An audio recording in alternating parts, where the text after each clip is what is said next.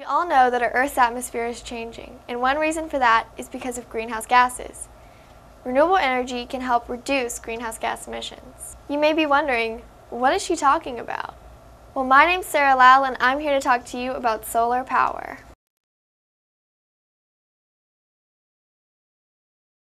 Solar energy, also known as photovoltaic or PV energy, is widely popular in the U.S.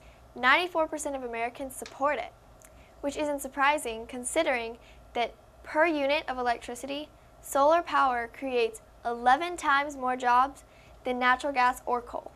And did you know that the amount of solar energy that reaches just the surface of the Earth is so vast that in 1 year, it's about twice as much than will ever be obtained from all non-renewable resources combined. That's a lot of energy and a lot of jobs. Pretty amazing, right? Today we have 3 guests with us. First is Robert Bailog, a professor at Texas A&M University and head of the new solar project that they've started.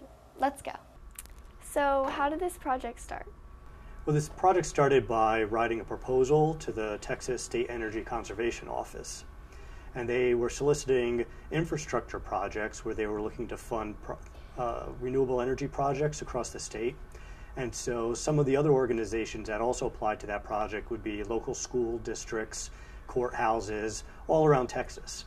And so we were fortunate enough that they liked our idea, particularly the community outreach aspect, that we were going to position the project next to the football stadium so that we would really be able to educate the public, not just produce some electricity. Now, up until recently, California had been the #1 market in the U.S. for solar energy. So most of the manufacturers, which happen to be overseas, they were making and designing their products for California market. Now, California, for the same amount of sunshine that we get in Texas, they run a little bit of a cooler temperature. And so they've geared their product toward that environment. What I wanted to do was to test 5 different systems by 5 different manufacturers to understand how the Texas climate would affect their performance. Now, the purpose of this system was more to be a demonstration of the technology, and some of what we're learning by analyzing the data will help us scale up this system should A&M decide to put in a much larger system. We're using this system and the data from the system to help educate students and prepare them to enter the workforce in the new green tech economy. Another way is through the website that we've developed. It's solarags.tamu.edu, and that's designed as a public portal. So anyone could go to that website and learn about the system. There's a little video clip about the installation process, so anyone who's interested could see how the panels were installed, how they were wired up. That site's also going to have information about the energy that's produced from the system. So if someone wanted to track exactly what kind of an impact, financial or energy on campus, they'll be able to determine that there as well. And there's also additional information from that website into the SECO, that's the Texas State Energy Conservation Office, the installers, and just more about the project in general. So if someone got excited and wanted to learn more, that's a good source for them. An additional way in which we're publicizing or raising awareness of solar photovoltaics is the location that we chose on campus. So we're in the Needham Steed Conditioning Laboratory, and that's right to the south of the Kyle Field. And so on game day, 83,000 plus people plus TV audience will see the system. And that makes a great visual impact because they'll be able to observe it from the stadium and see the full details of the solar panels. And part of why we chose that visual presentation was to help demystify the technology, that this isn't some unusual technology or some kind of ugly thing that might be put on a home that neighbors don't want to look at, but they could really see what the system looks like. Next we have Mr. and Mrs. Stepanovic, 2 homeowners in Bryan, Texas. They use solar panels on their house. Sarah, thanks so much for inviting Linda and I to participate in your project. It's very encouraging for us to see a young person who's interested in green energy and ways to help the United States, help the world. So thank you for inviting us to participate. What are some of the advantages that you've noticed about having solar panels? The main thing for us is that we do save on our utility bill. It's a little difficult with the different temperatures from summer to summer and to really compare, but I really feel like we're saving $30 to $50 every month on our utility bill. And of course it is green energy, So we feel like we're also helping our utility company and helping our state from that perspective also. I really don't know of any disadvantages.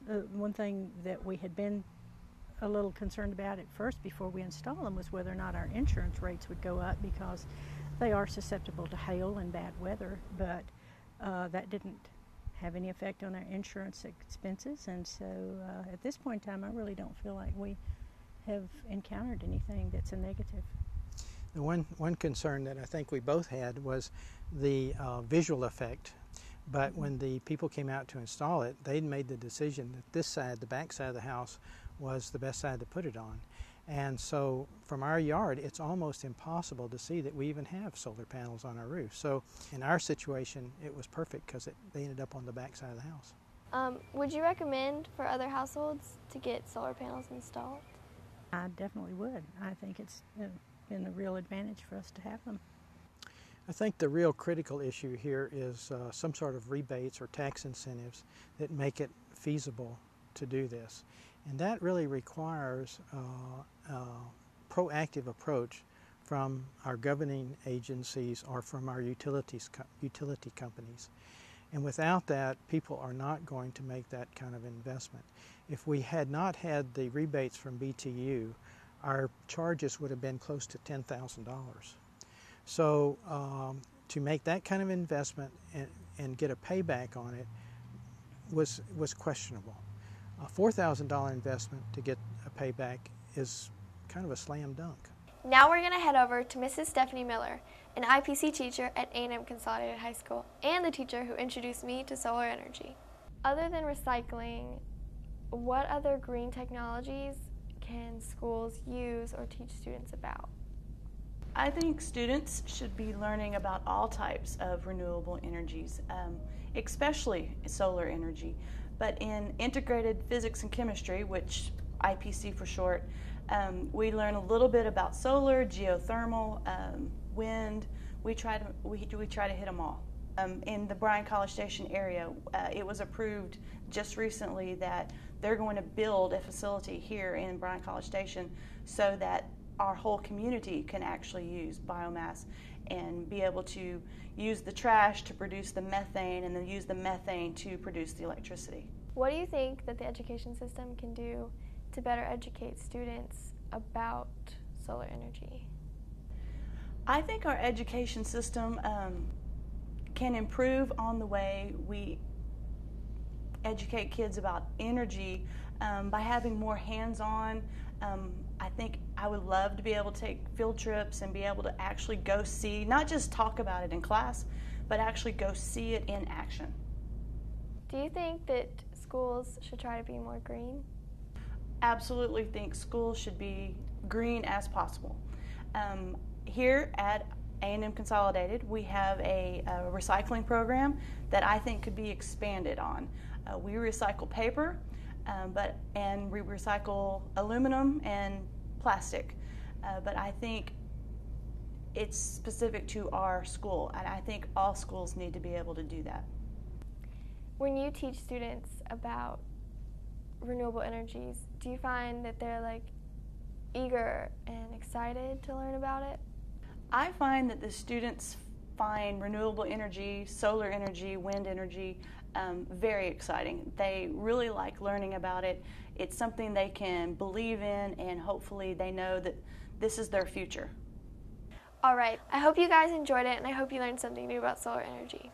Thanks for watching.